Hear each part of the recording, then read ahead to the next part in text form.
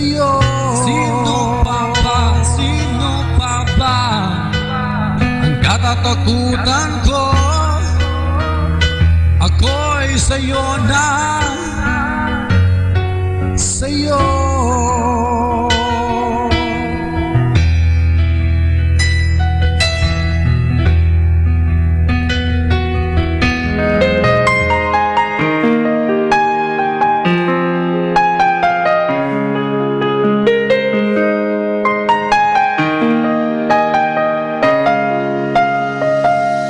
Our Bible verse with a thought for this moment. Taken from the book of Psalm, chapter 90, verse 17. May the favor of the Lord our God rest upon us. Establish the work of our hands for us. Yes, establish the work of our hands. The best prize that life offers is the chance to work hard at work worth doing. And that's our Bible verse with a thought for this moment.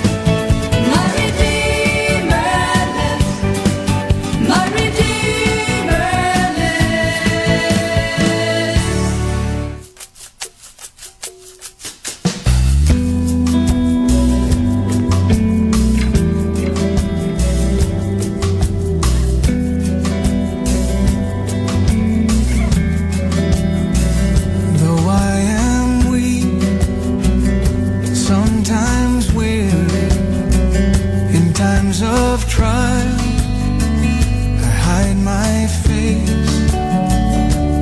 In the balance, judge me holy. Please don't judge me by my shame. In dark hours of confrontation, when words may fall too soon to unsay, don't mistake them for my true meaning. They are measures of my shame. I have tried to live life humbly, not a coward, not in vain. When my meekness overcomes me, remember me, not my shame, not my shame.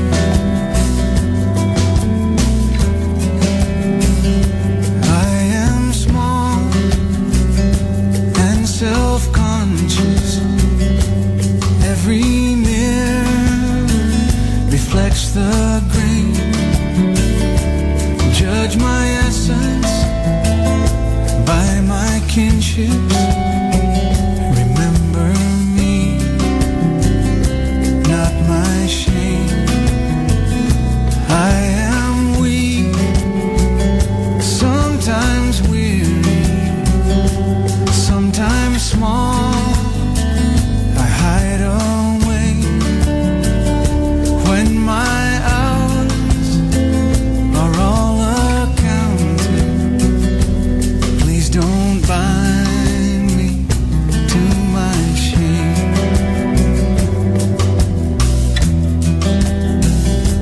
I have tried to live life humbly, not a coward, not in vain.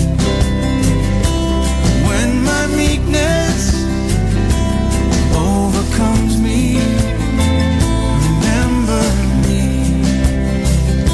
not my shame, not my shame.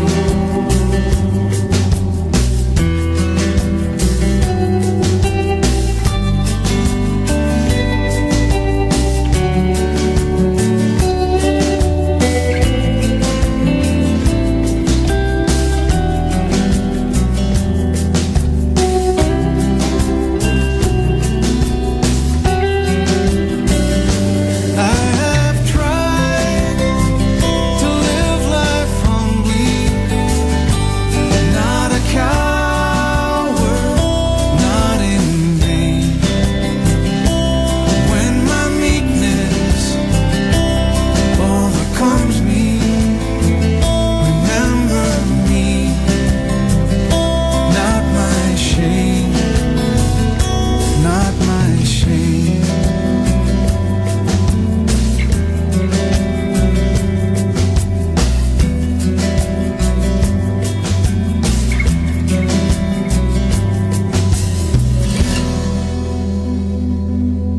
Our time now is 5 o'clock in the afternoon. Let us now have our time check prayer.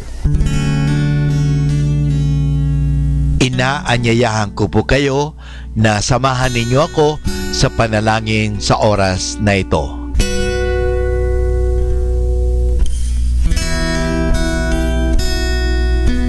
Panalangin kapag nagdaranas ng kabiguan. Panginoong Jesucristo, pinanghihinaan ako ng loob at mabigat ang aking pakiramdam. Hindi ko na alam ang dapat kong gawin. Kaya't lumalapit ako sa iyo sapagkat naniniwala ko sa iyo sa iyong sinabi. Lumapit sa akin lahat kayong nahihirapan at may pinapasan at pagiginhawahin ko kayo. Kailangan ko ang iyong tulong upang patuloy akong magsikap at huwag sumuko. Huwag mong hayaang talunin ako ng takot sa aking pagkabigo. Patatagin mo nawa ako sa harap ng pagsubok na ito. Pagkalooban mo ng sigla ng iyong espiritu ang aking mga pagkilos at buhayin mo ang pag-asa sa aking puso. Nagtitiwala akong ang mga bagay na ito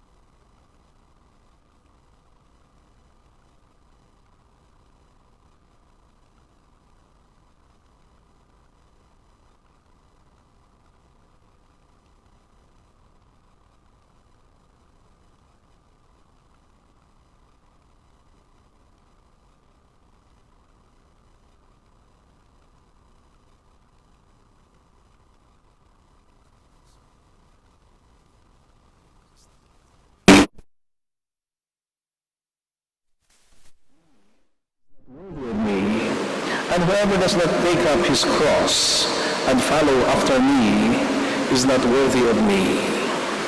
Whoever finds his for my sake will find it. Whoever receives you receives me, and whoever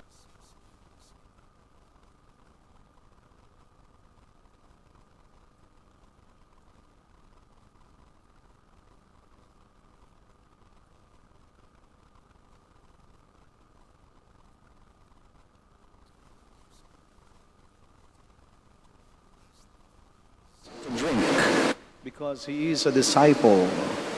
Amen, I say to you, he will surely not lose his reward. When Jesus finished giving these commands to his 12 disciples, he went away from that place to teach and to preach in their towns. Brothers and sisters, the gospel of the Lord. Praise to you, Lord Jesus Christ. Please be seated.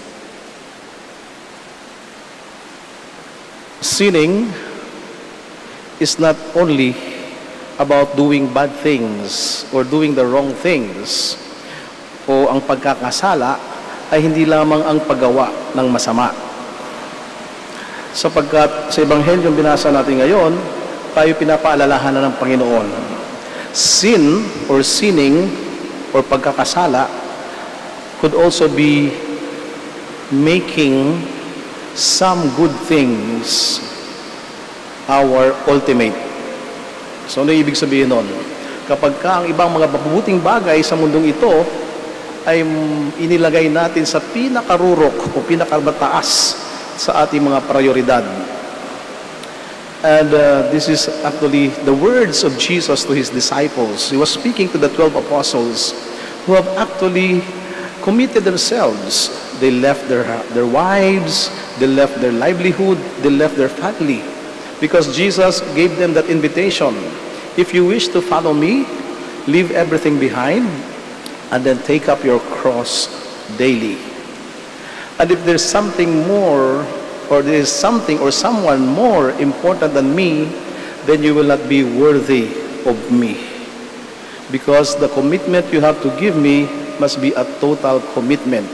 So yun ang ibig ko sabihin, some good things that we make ultimate are like, for example, our relationships. A relationship, family relationships, for example, is a good thing in the world. Masarap kapag ka nagmamahalan ang mga magulang at mga anak, ang magkakaibigan, ang magkasintahan, ang mag-asawa. No?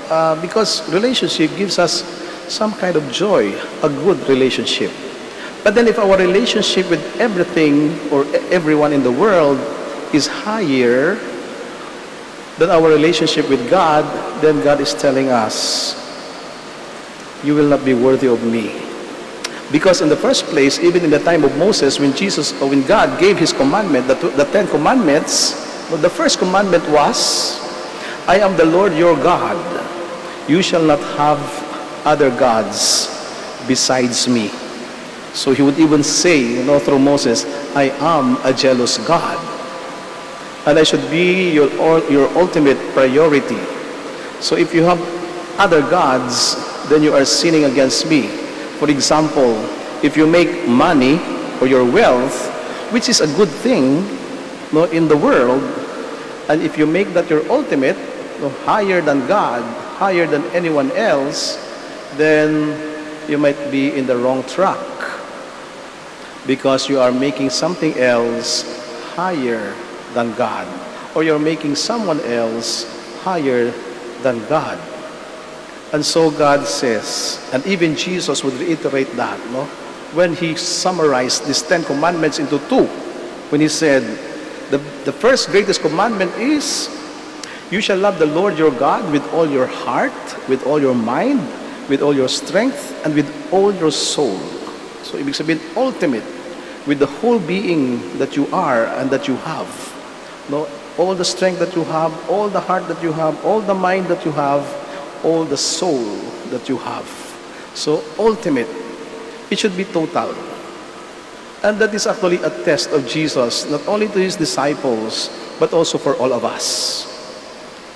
Because nothing in this world is permanent. Even our relationships, kahit yung mga relasyon natin, hindi ito, walang forever.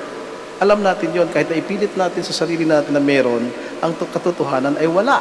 Sapagkat ang tanging ipangako lang natin sa isang tao na minamahal natin, kahit na sinasabi pa nating mahal na mahal natin, ang kaya lang nating ipangako ay habang buhay, hindi habang panahon. We could only promise a lifetime. Kahit na ikasal ang dalawang tao, ang kanilang pangako sa isa't isa ay hanggang sa huling hininga ng aking buhay. No? Only until death do us part. They don't say forever. Because our relationship, even in this world, could last, could end. Kaya nga kapag ka namatay ang kabiyak, pwede kang mag-asawa muli. Pero yung iba, kahit buhay pa, naghahanap na rin ng iba. No? Sapagkat walang permanente. No? Even our love for each other, no, does not promise eternity. But only God can promise eternity. Because God is forever. Our relationship with God lasts beyond even this lifetime. That is why God is the only one who can promise us forever, because He lives forever. He is in eternity. Kaya nga, pagkatapos ng buhay mo, magpapatuloy ang buhay natin. Magpapatuloy ang relasyon natin. Our relationship with God will continue even after this lifetime. At ito yung nais na ipaliwanag at ipaunawa ng Panginoon sa kanyang mga apostol at maging sa atin. No, na sapagkat sa kabila ng lahat, o pagkatapos ng lahat ng ito, gaano man karami ang iyong kayamanan, gaano man karami ang iyong relasyon, kaibigan, pamilya, lahat ito ay maiiwan. Sapagkat ako ang iyong haharapin, magpapatuloy ang ating ugnayan. Kaya dapat ako ang una. Dapat ako ang pinaka mataas na prioridad ng iyong buhay. And the Lord is not a selfish God. He's simply asking us that kind of commitment and total fidelity. Because if we do that, God also promises us something more. Aside from eternal life, when Jesus said, first, He said, first, ultimately, pinakauna, seek the kingdom of God. No? First, seek the kingdom of God.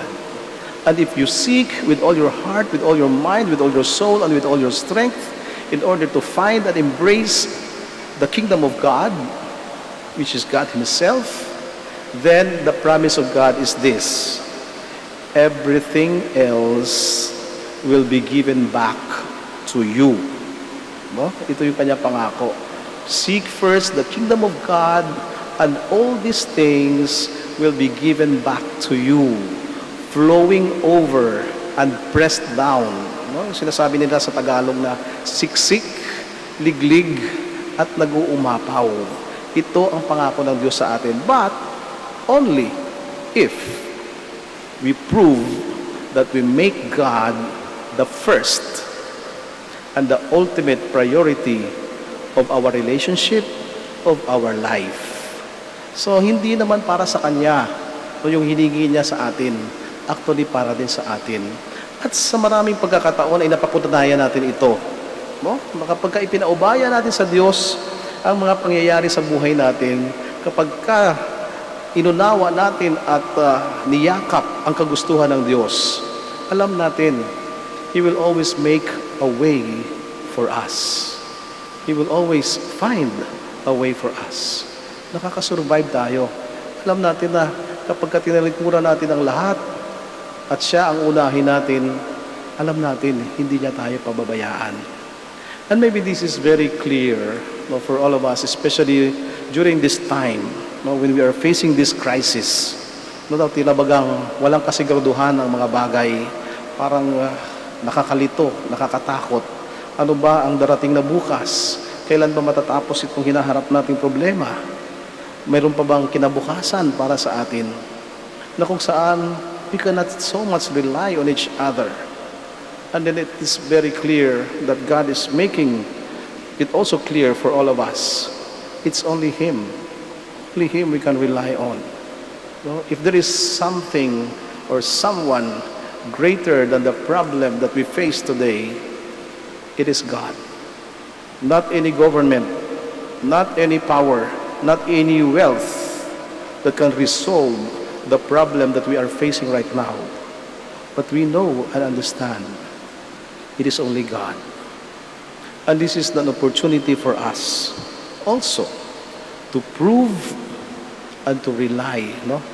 To prove our faith in Him and to rely on Him that someday, and we pray and hope very, very soon, no, this love of God will prevail for all of us, and we will prevail over this crisis that we are wallowing in right now. O sana, magising tayo, isang araw, babalik ulit. No? O siguro mas masigla at mas masaya na bagong araw kung saan tayo makapagsimulang ulit na mas matatag, mas malakas, at mas may matibay na pananampalataya.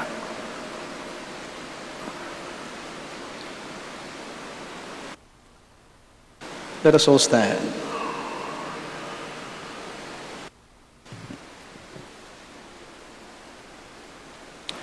If we are faithful to Christ, we will not be always popular. May this mystery of the tension and struggle of the kingdom help to form our intentions. And so we pray, and in every prayer we say, Lord, That the Lord may touch the sick, the sorrowing, the troubled, and those who suffer in mind and body. Let us pray to the Lord. Lord, hear our prayer. That those who have died may be happy forever in the kingdom of the Father. Let us pray to the Lord. Lord, hear our prayer. And for all our personal intentions, and for those who have asked for our prayers, and for all the intentions of this Mass, let us pray to the Lord. Lord, hear our prayer. God our Father, you sent your Son to help us in our struggles, comfort us in our pain, and give us the strength to always act with trust in your word. We ask this through Christ our Lord. Amen. Please be seated.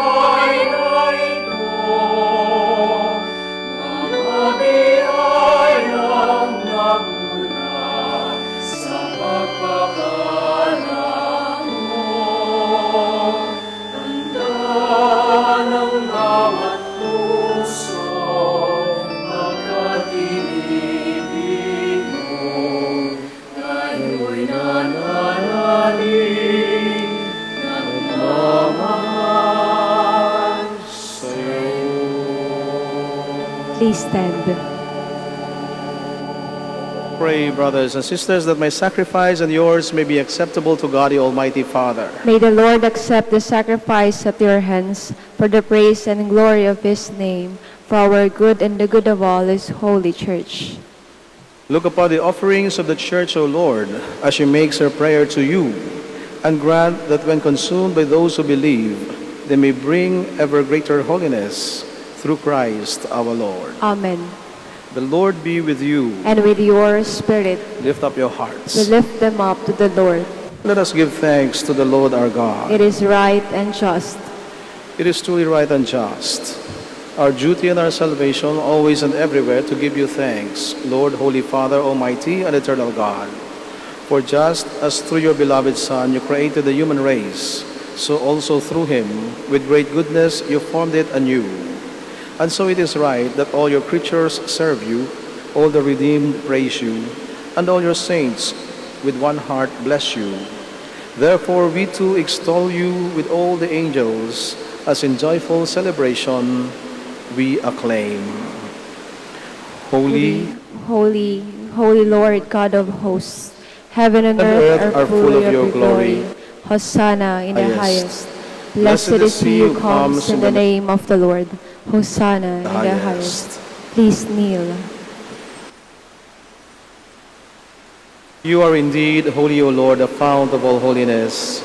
Make holy, therefore, these gifts, we pray, by sending down your Spirit upon them like the dewfall, so that they may become for us the body and blood of our Lord Jesus Christ. At the time he was betrayed and entered willingly into his passion, he took bread, and giving thanks, broke it and gave it to his disciples, saying, "Take this, all of you, and eat of it, for this is my body, which will be given up for you."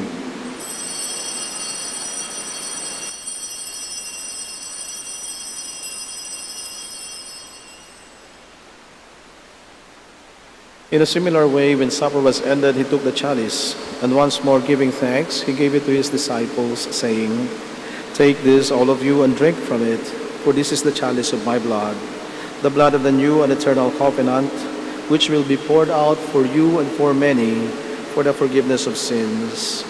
Do this in memory of me."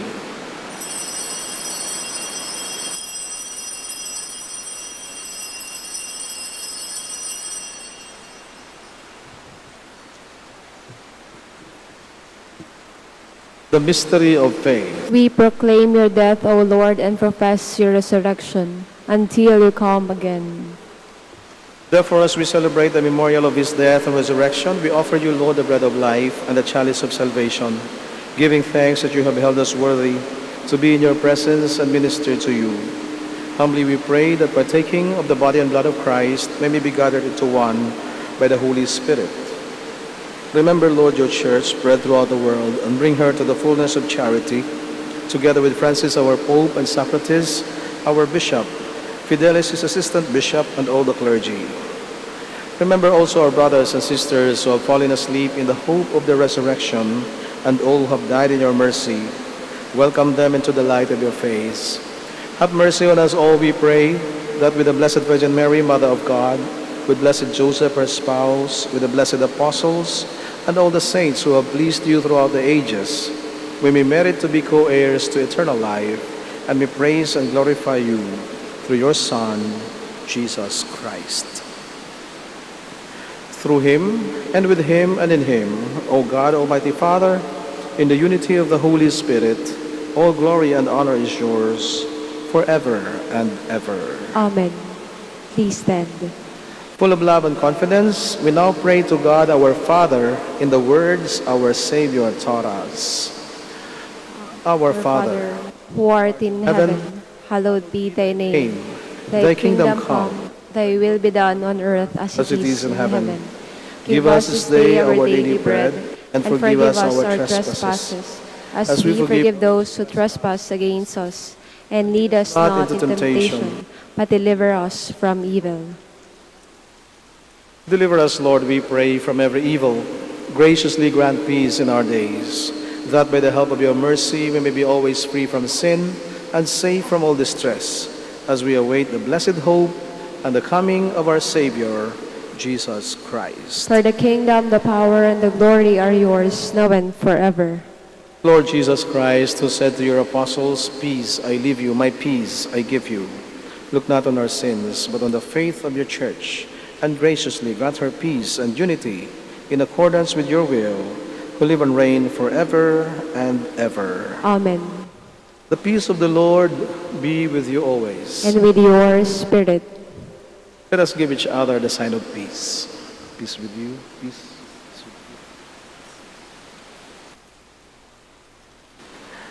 Lamb of God, You take away the sins of the world, have mercy on us. Lamb of God, you take away the sins of the world, have mercy on us. Lamb of God, you take away the sins of the world, grant us peace. Please kneel.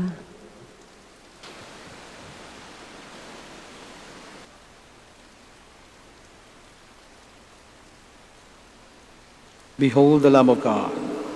Behold him who takes away the sins of the world.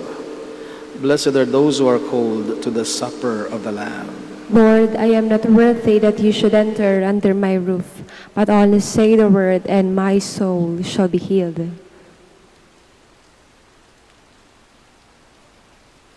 May the body and blood of Christ bring us everlasting life. Amen.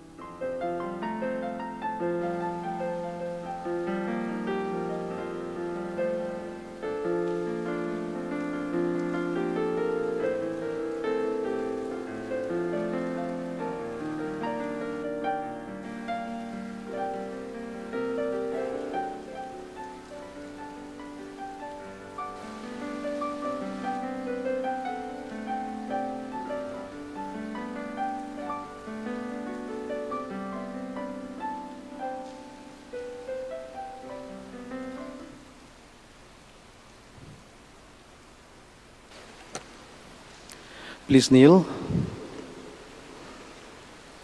Let us offer Oratio Imperata. God our Father, we come to you in our need to ask your protection against the COVID-19 that has claimed lives and has affected many. We pray for your grace for the people tasked with studying the nature and cause of this virus and its disease, and of stemming the tide of its transmission. Guide the hands and minds of medical experts, that they may minister to the sick with competence and compassion, and of those governments and private agencies that must find cure and solution to this pandemic. We pray for those afflicted. May they be restored to health soon. Grant us the grace to work for the good of all and to help those in need. Grant this to our Lord Jesus Christ, your Son, who lives and reigns with you in the unity of the Holy Spirit, God forever and ever. Amen. Mary, help of all Christians. Pray for us. Saint Raphael the Archangel. Pray for us. Saint Roque. Pray for us. Saint Lorenzo Ruiz. Pray for us. Saint Pedro Calungsod. Pray for us. Please stand.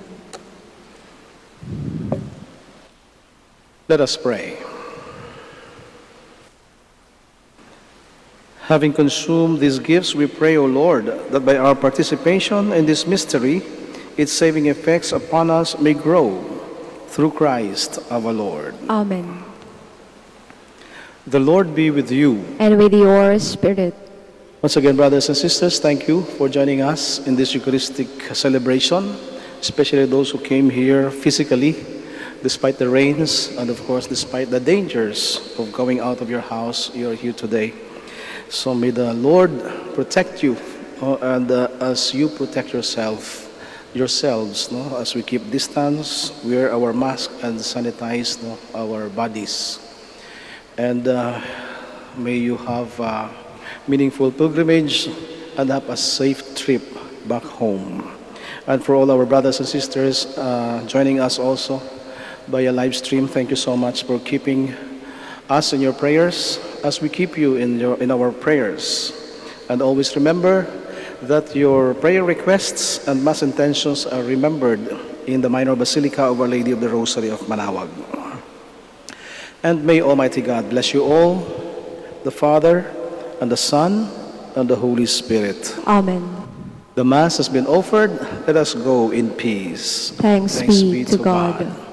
Now we shall have the blessing of our sick brothers and sisters and also the blessing of your religious articles. I will go down there. Kaya wag na kayong umalis sa inyong mga upuan. Pupunta po ako dyan para sa pagbabasbas ng inyong mga religious articles. Our help is in the name of the Lord, who made heaven and earth. Let us pray. God, our Almighty Father, by your blessing you give us strength and support in our frailty. Turn with kindness toward our sick brothers and sisters. Free them from all illness and restore them to good health. To the intercession of Our Lady of the Rosary of Manaoag, so that in the sure knowledge of your goodness they will gratefully bless your holy name. We ask this through Christ our Lord. Amen. And now for the blessing of your religious articles, in memory of the mysteries of the life, death, and resurrection of our Lord Jesus Christ, and to the honor and glory of the Blessed Virgin Mary, Mother of Christ and Mother of the Church, Our Lady of the Rosary of Manaoag, may the rosaries, images, candles, oil, and other religious articles, and those who will use them be blessed and made holy, in the name of the Father, and of the Son, and of the Holy Spirit. Amen. Amen.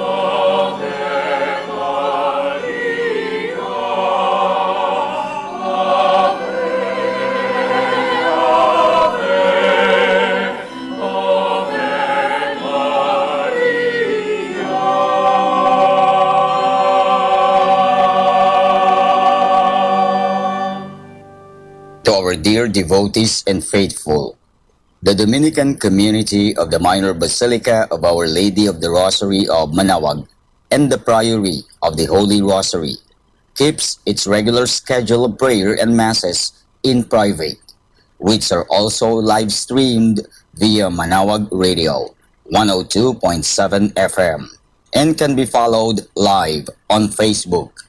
We assure you that your mass intentions and prayer requests will be remembered.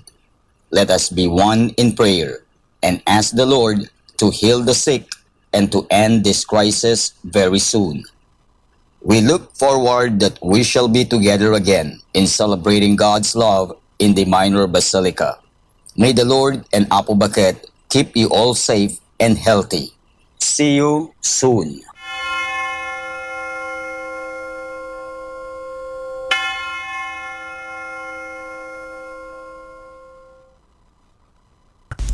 A coronavirus prayer. In the name of the Father, and of the Son, and of the Holy Spirit. Amen. Lord Jesus Christ, you traveled through towns and villages, curing every disease and illness. At your command, the sick were made well. Come to our aid now, in the midst of the global spread of the coronavirus, that we may experience your healing love. Heal those who are sick with the virus. May they regain their strength and health through quality medical care. Heal us from our fears, which prevents nations from working together and neighbors from helping one another. Heal us from our pride, which can make us claim invulnerability to a disease that knows no borders. Lord Jesus Christ, healer of all, stay by our side in this time of uncertainty and sorrow. Be with those who have died from the virus. May they be at rest with you in your eternal peace. Be with the families of those who are sick or who have died. As they worry and grieve, defend them from illness and despair. May they know your peace. Be with the doctors, nurses, researchers, and all medical professionals who seek to heal and help those affected and who put themselves at risk in the process. May they know your protection and peace. Be with the leaders of all nations. Give them the foresight to act with charity and true concern for the well-being of the people they are meant to serve. Give them the wisdom to invest in long-term solutions that will help prepare for or prevent future outbreaks. May they know your peace as they work together to achieve it on earth. Whether we are home or abroad, surrounded by many people suffering from this illness, or only a few, Lord Jesus Christ, stay with us as we endure and mourn, persist and prepare. In place of our anxiety, give us your peace. Lord Jesus Christ, heal us. In the name of the Father, and of the Son, and of the Holy Spirit. Amen.